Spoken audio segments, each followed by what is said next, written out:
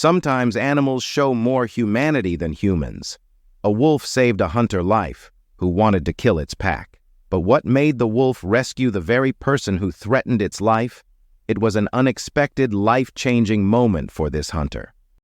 Matthew was a man with a hunter's heart, deeply passionate about the thrill of the chase. During his holidays, he would escape to the dense jungle where he felt most alive.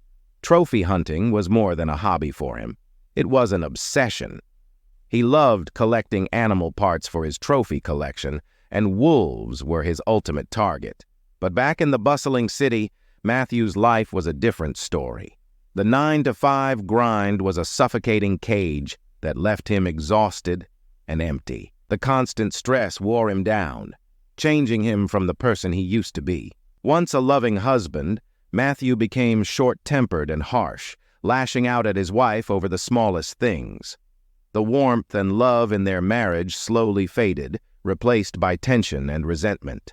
The strain became unbearable, and their once happy home turned into a battleground.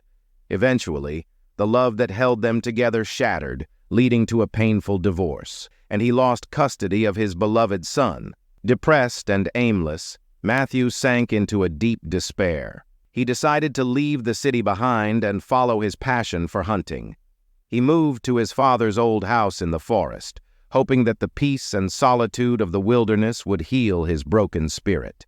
As he settled into his new life, Matthew looked at his collection of hunting trophies and felt a familiar thrill.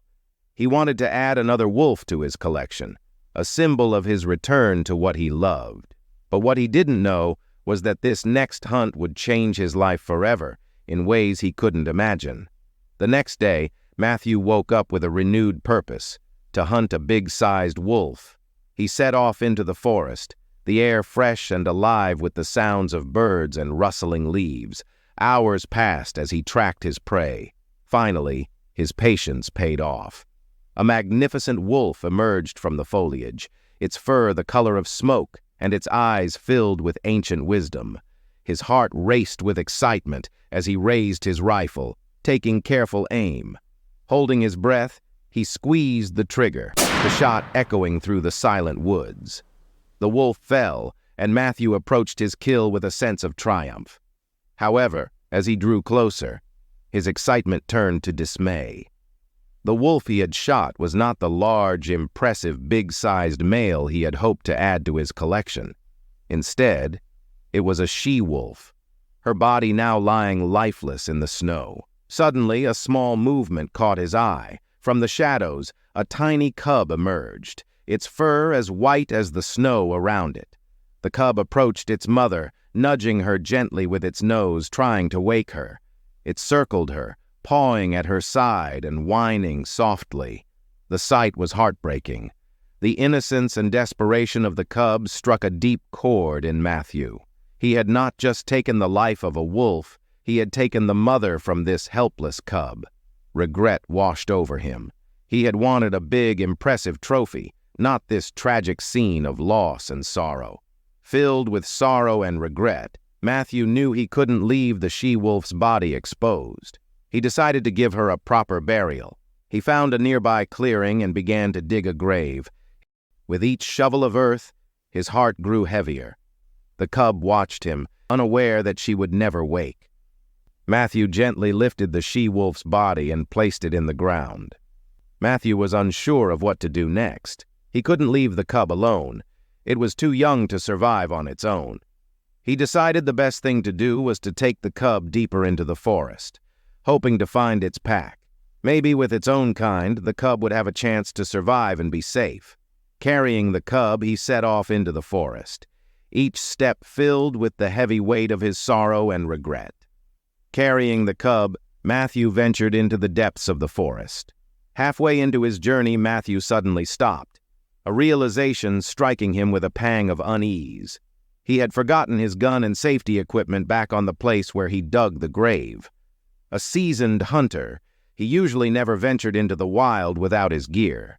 But this time, his mind had been preoccupied with the cub and the regret that gnawed at his heart. As he delved deeper into the jungle, the air grew thicker.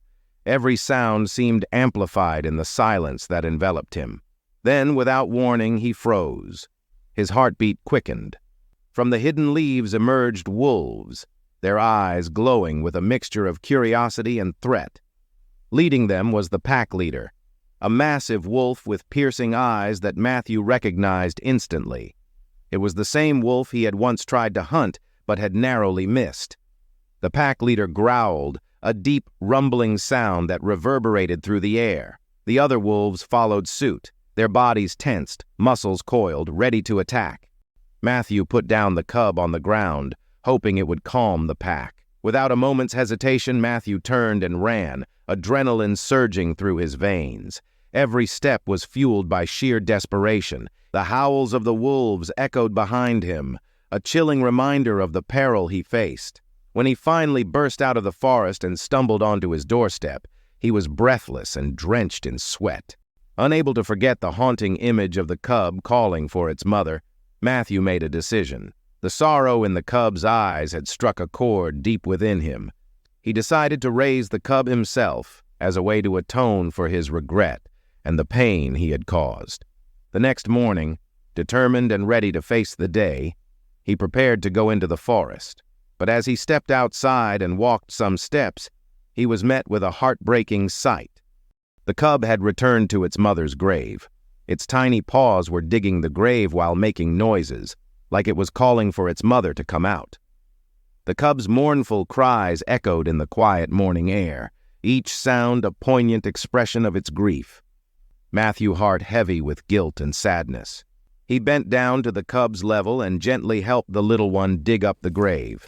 The cub, driven by instinct and hope, clawed at the earth with desperation, wanting to see his mother one last time. The cub pawed at her gently, nudging her as if trying to wake her from a deep sleep. Minutes passed, and slowly, it seemed that the cub began to understand the harsh reality, that his mother was gone and would never respond to his calls again. His once hopeful cries turned into quiet whimpers. Matthew's heart ached as he watched this heartbreaking scene unfold. He carefully filled the grave back in, covering the she-wolf's body with soil. When he finished, he gently picked up the cub, who had grown silent and still, and carried him home. Matthew offered the cub milk and small pieces of meat, but the cub refused to eat. For 2 days the cub sat in one spot, refusing nourishment and making sorrowful noises, longing for his mother. Matthew felt helpless but was determined to care for the cub. During this time, Matthew's son, Mark, arrived to visit his father during his summer vacation. When Mark saw the cub, he was immediately drawn to him. He approached the cub with gentle hands and a kind heart. He petted and played with the cub, trying to comfort him. Mark decided to name the cub Roxy. Slowly, Roxy started to respond to Mark's kindness. He began to eat the food that was offered, his appetite returning little by little. The bond between Mark and Roxy grew stronger each day. Roxy, the wolf cub, who had been wary and scared, started to trust again. He began to accept Matthew's touch as well, realizing that these humans meant him no harm. The summer days were filled with laughter and play as Mark and Roxy spent their time, playing and learning about each other. The summer days were filled with laughter and play as Mark and Roxy spent their time. But as Mark's vacation came to an end, he had to return to the city, leaving Roxy behind. Roxy, now a teenage-size wolf, was left feeling lonely once again. On the day Mark left, Roxy ran into the forest, driven by an instinct for freedom. Matthew called for him, but he knew that the wolf craved the wild. The forest was where Roxy belonged. Despite this, Roxy returned daily.